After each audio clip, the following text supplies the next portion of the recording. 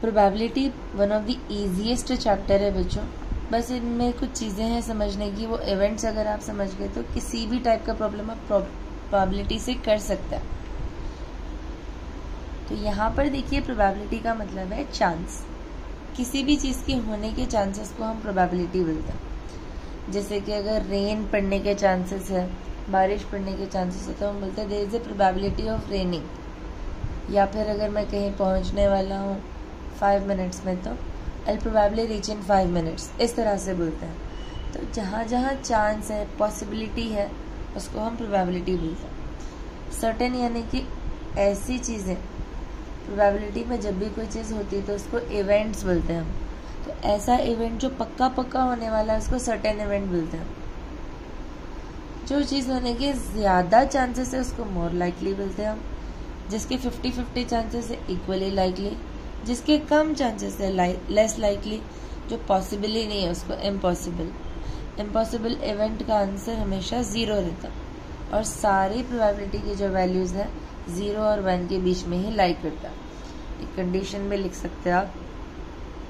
ये कंडीशन जो है इम्पोर्टेंट है प्रोबेबिलिटी के हवाले से, क्योंकि ये कंडीशन आपको MCQ में भी पूछ सकता है प्रोबेबिलिटी का।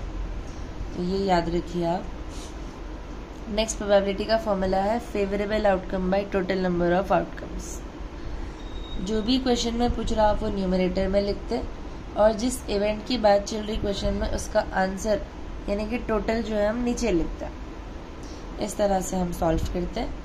एक और फॉर्मूला है किसी भी प्रोबेबिलिटी, किसी भी चीज़ के होने के चांसेस या नहीं होने के चांसेस, दोनों को जब आप ऐड कर देते हो it will be equals to 1। Example भी लिखेंगे हम। एक इवेंट है मान लीजिए जैसे कि टॉसिंग अ कॉइन। एक सिंगल कॉइन आप टॉस कर रहे हो, तो पॉसिबल आउटकम्स क्या है? या तो हेड्स आ सकता है या फिर टेल्स। तो हेड अगर आया, टेल आ गया तो टोटल आउटकम्स 2 हो गया। इस पे एक क्वेश्चन करेंगे हम।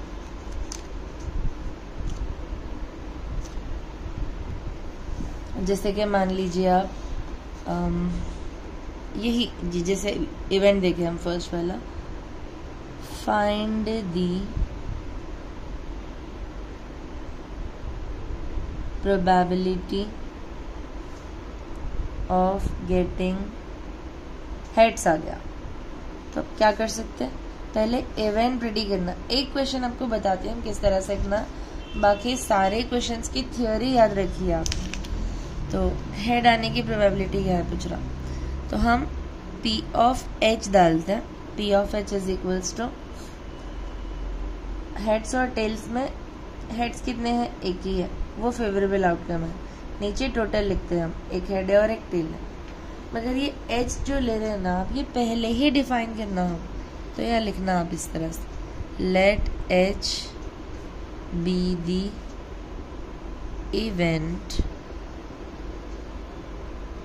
Getting heads. इस तरह से आप लिख सकते हैं, इवेंट ऑफ गेटिंग हेड, इस तरह से। तो ये हो गया प्रोबेबिलिटी। वैसे ही प्रोबेबिलिटी ऑफ गेटिंग टेल, ये भी 1 है हमारे पास, तो 1/2। अब प्रोबेबिलिटी ऑफ हेड और प्रोबेबिलिटी ऑफ टेल, दोनों के आंसर को ऐड कर दो आप। ये हाफ है, ये हाफ है, हाफ प्लस हाफ 1। तो वो जो कंडीशन देखे थे हम, P ऑफ E और P ऑफ नॉट E, वो भी ट्रू हो गया। ये एक्चुअली P ऑफ T या फिर P ऑफ नॉट H भी बोल सकते हैं इसको आप। हेड नहीं होने की प्रोबेबिलिटी टेल ही है, तो ये भी कंडीशन याद रखना है हमें।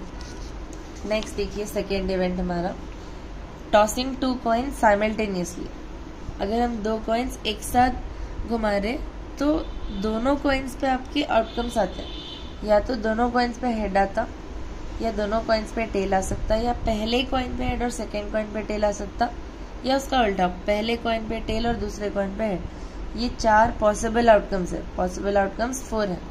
इसमें भी आपको क्वेश्चंस ऐसे ही कर सकता, what is the probability of getting 2 heads. तो ये चारों में से 2 हेड कितने में है? इसमें 2 हेड है, 1 हो गया। इसमें तो हेड ही नहीं है, इसमें 1 है, इसमें भी 1। दोनों तो सिर्फ 1 में ही है, तो हम यहाँ पे लिखते हैं 1 में ही है हेड 4 आउटकम्स में से। आउट ऑफ 4 एक में ही है 2 हेड्स। इस तरह से हम कर सकते हैं। नेक्स्ट इवेंट है हमारा event number 3, tossing 3 coins simultaneously. जब आप 3 कॉइन्स एक साथ टॉस कर रहे हैं तो पॉसिबल आउटकम्स क्या क्या आ सकते हैं। देखिए, हम इन आउटकम्स को लिखने का एक तरीका सीखेंगे। पहले तीनों में हेड एक आउटकम होगा, फिर तीनों में tail, head head head, tail tail tail. अब ये ऐसे आउटकम्स है, ये 1 2 3, जिनके अंदर आपको 2 हेड और 1 टेल है। मतलब इसके अंदर हेड, इसके अंदर है टेल। यही टेल सेंटर वाले कॉइन में भी हो सकता, यही टेल लेफ्ट वाले कॉइन में भी हो सकता। टेल हेड है, इन तीनों में 2 head 1 tail, 2 head 1 tail, 2 head. Same ये तीन हम 2 टेल और 1 हेड लिखेंगे। तो टेल टेल हेड, ये हेड सेंटर में भी आ सकता, तो टेल हेड टेल, ये हेड फर्स्ट में भी आ सकता, हेड टेल टेल। तो 1 2 3 4 5 6 7 8 आउटकम्स हमारे पॉसिबल है।